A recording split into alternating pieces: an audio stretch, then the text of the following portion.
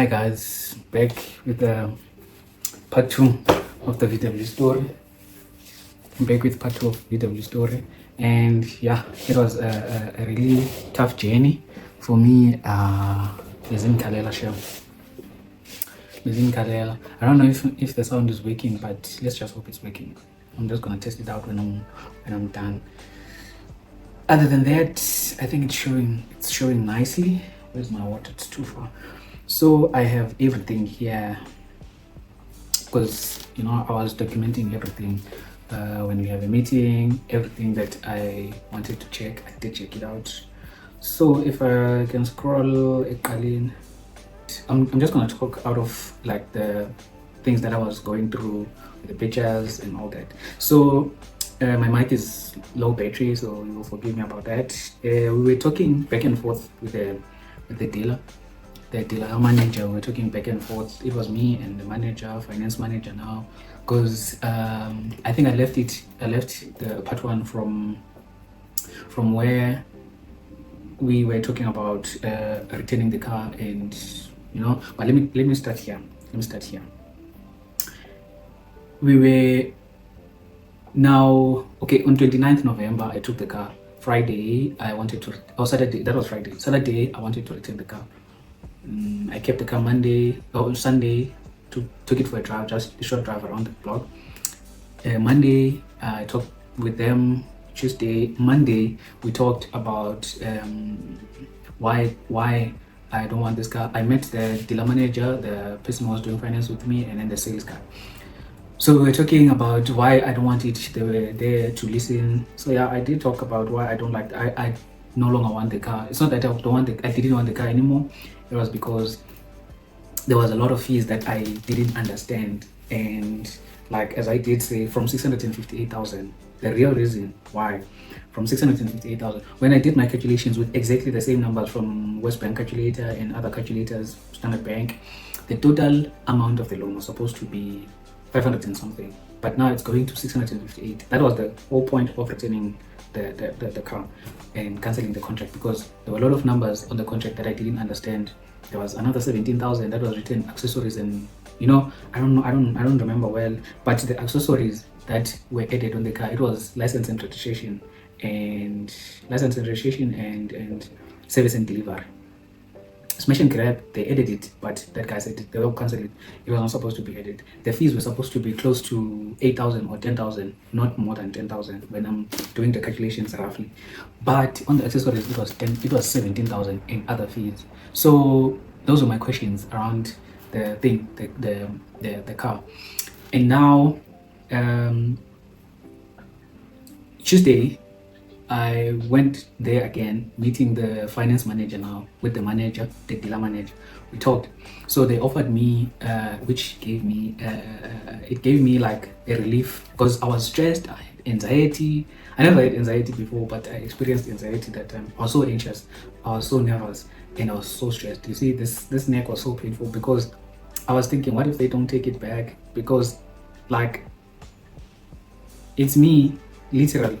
And also that thing taught me that we need to learn maybe basics of laws. You just have to know your rights. Yes, you have to know your rights, consumer rights, human rights, and everything, and responsibilities.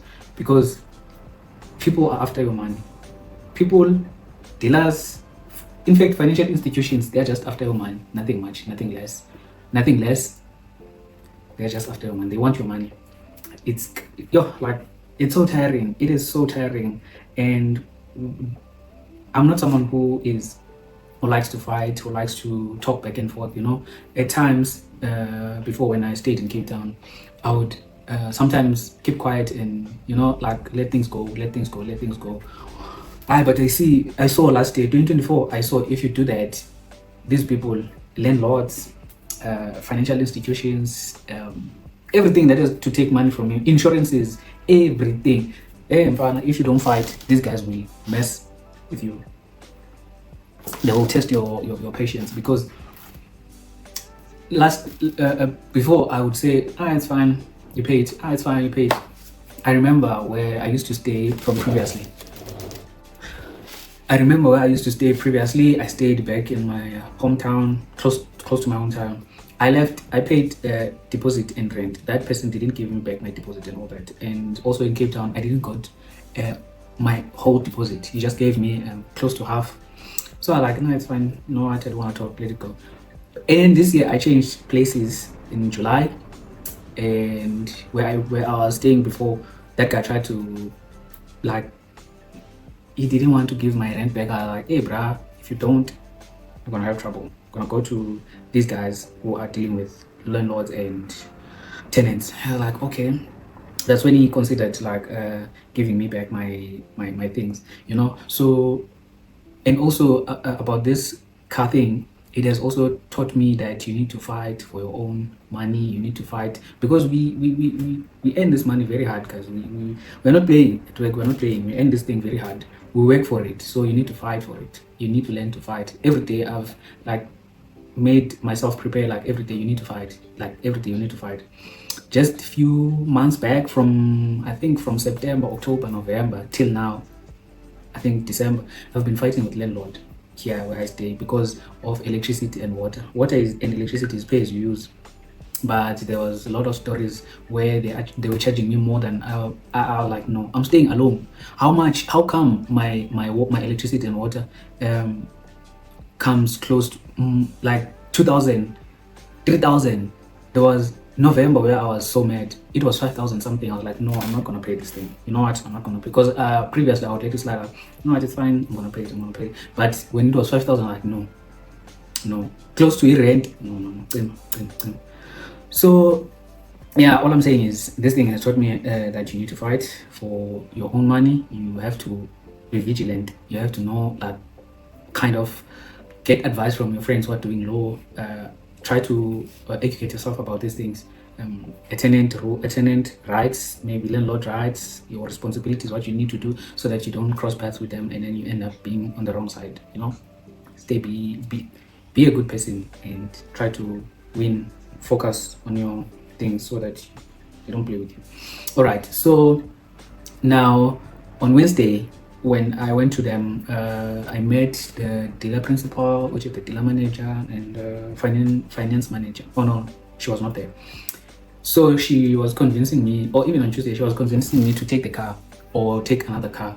They have like a cheaper one. I'm like, no, I don't want anything. No, I'm good. Because they tried to do this thing. I'm like, no, I'm okay, I'm good. Cut it, take it back.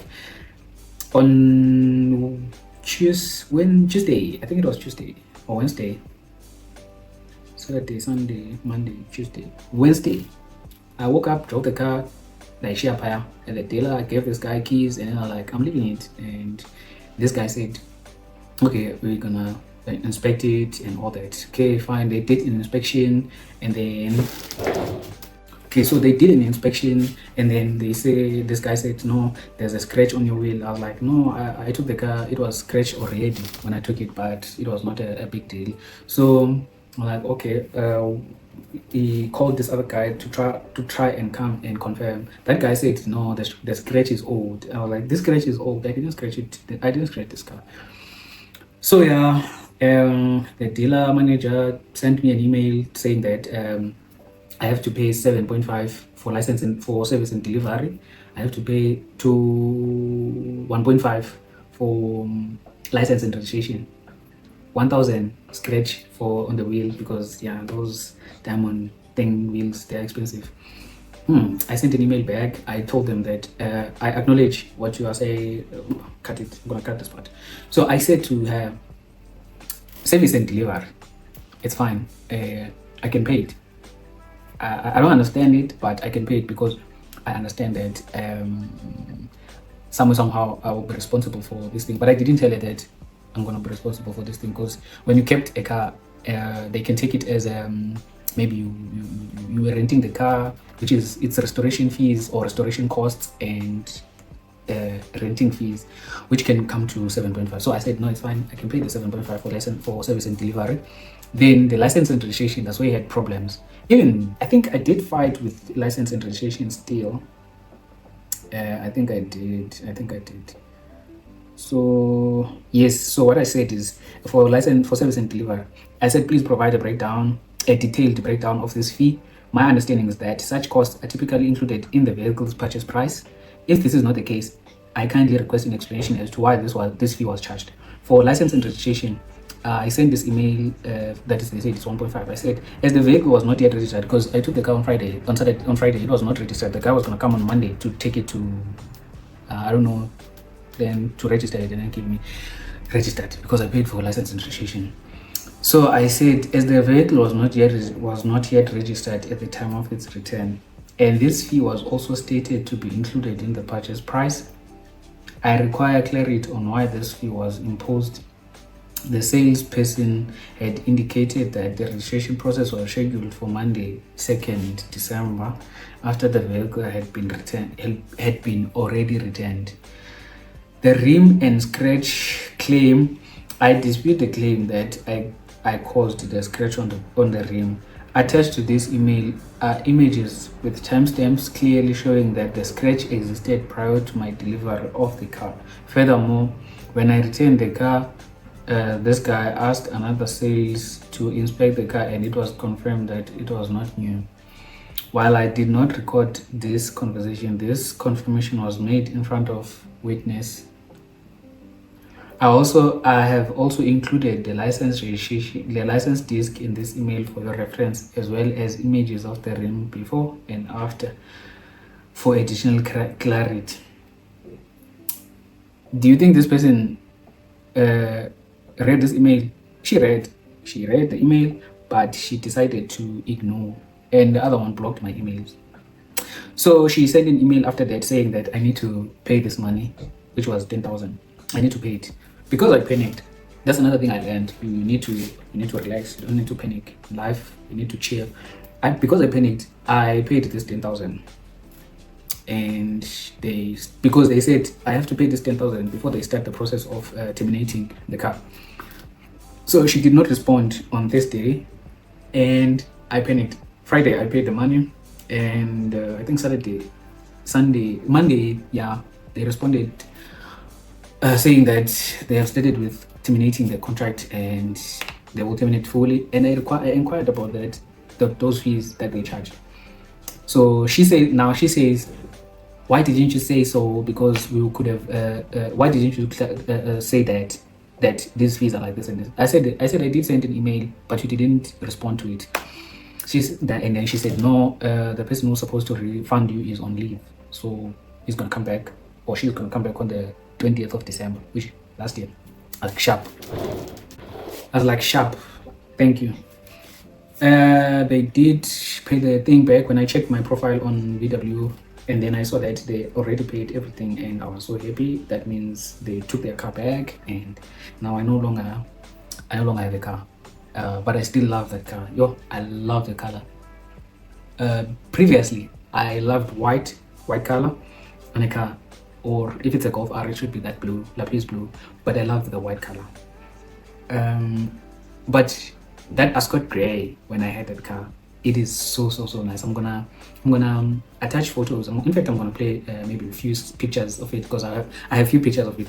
Before, when I was panicking, I just deleted everything, but it stayed on the recycle bin, and then I recovered some. I deleted some. I'm gonna maybe show few here on part 2 pictures that I have in the video that I have. I only have one video now. I deleted some of the videos, or even the pictures I have, I took them on my TikTok account and I think Instagram. Yeah. So yeah, that's the story about the VW. And then I saw the car because I was monitoring it. The price was they advertised the car after 900 with the price they gave me, and then I did monitor it, which is yesterday, 11th January. The car is still there. The price has dropped. It's 900. So I want that car back. I want it back. I would have loved to have it back. It's so nice. But as I did say, I loved the car. But the contract, that's where we had a problem. That's the contract. We had a problem there, because they bunch shy in terms of numbers and all that. And when I did my calculations, they were not calculating. The maths was not matching there. So that's why I like, no. So they told me that most VW people who are driving it, they don't take their cars back when they see that I'm gonna have trouble here. So they don't take it back. They just park it, and then I'm just suffering in silence. Now, guys, I was like, no, I can't. The car is 400k. Firstly, that car was 400k. It was 399,900 on the dot. But on the contract, it was now 417,000. Close to, I think, 420, around there. See, and smash and grab and service and delivery, they were not supposed to take it there. It was, if they did, it was supposed to be 410 or 400 and something less. It was not supposed to go that route. And the service and delivery, it was 6.5. I don't understand how it came to 7.5, but I did explain the numbers on part one. I just had a problem on part one with the sound because these guys, they talked about copyright and all that. So yeah. Okay, so now what's like to continue? Do I continue taking a new car? What is gonna happen? Yeah, I decided to chill. I decided to take a step back. December was hectic. Almost. So I'm still afraid of cars. Because Imakai, like I'm fine. So that's why I'm saying I think sometimes maybe that's one of the things I didn't get a car before I go home, because I wanted a car so bad when I was going home. I wanted a car so bad, and I'm thinking now maybe it's that God was trying to, but I was lucky, so lucky. It's God's grace. Yeah. So that's why I'm saying I don't know if I should look for a car. I'm still trying to recover, I'm still trying to recover from that, and yeah. And I'm glad I returned that car, but now I want it back. I love it. I just don't know how they will take it, this whole thing, because I did return the car and it was not fine. The relationship was broken, but I loved that car. I still love it. I want it back, but yeah, I don't know if I should take my chances and take it back. You guys can let me know, or just look for another car. Just look for another car, and yeah, that's it. I'm gonna end here. Hopefully, there's more that is gonna come. I think I'm gonna do now. Okay, so now what I'm gonna do day in the lives, day in the life, because I'm mostly working from home. I'm gonna do a day in the life when I'm going to the office. I don't know when are we going to the office, but I'm gonna do it. It's just hybrid work, so I'm gonna do it and try to do it and try to show you how it is like working as a software dev or as a software engineer. And I'd like to call myself a software engineer. So yeah, it's like that. It's like that, man. It is tough outside. It is tough outside. The more you grow, the more you learn. The more you learn, and it becomes difficult. But yeah, I did wanted to grow. I didn't like when I was young, because I didn't have a lot of things to do. I didn't have a lot of things to go to. Like now I can just go home and like I'm going. While I was young, you couldn't do that. So yeah, I'm just taking slowly this thing called life, day by day. Take things slowly and try to focus and work on your own. Try to focus on yourself, work. Like the grind doesn't end. Guys. Even if you're a software developer, it's like gonna be tough in terms of work. You have to learn, you have to keep on learning. You just need to focus and keep doing the work that you need to do. Otherwise, coding is very, very nice. I would recommend people to do it. Yeah. So let me not drag this thing, because people were like, before you talk too much. So I'm trying not to talk too much. Sharp. Bye.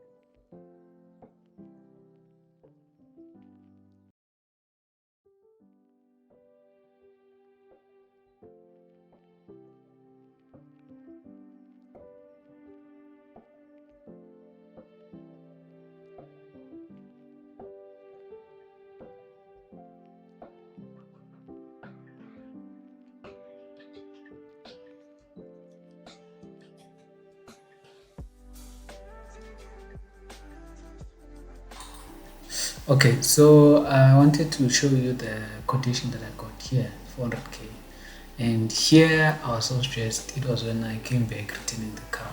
So this is the car, and this is me smiling, getting the car. This was when I was returning the car. Isn't that nice? Me lying down thinking, what the fuck did I do? This is so nice. I love this color. Oh, damn. It's me again, lying down. Yeah, that's the nice part about this car. Cockpit, the back with a booty that seems to be going, that seems like it went to take. See that thing, see that thing, see that. So nice, I love it. Oh, that's why I want it back. Me lying down with no hope because I was coming back and headache was like, bye guys, I'll see you some other time.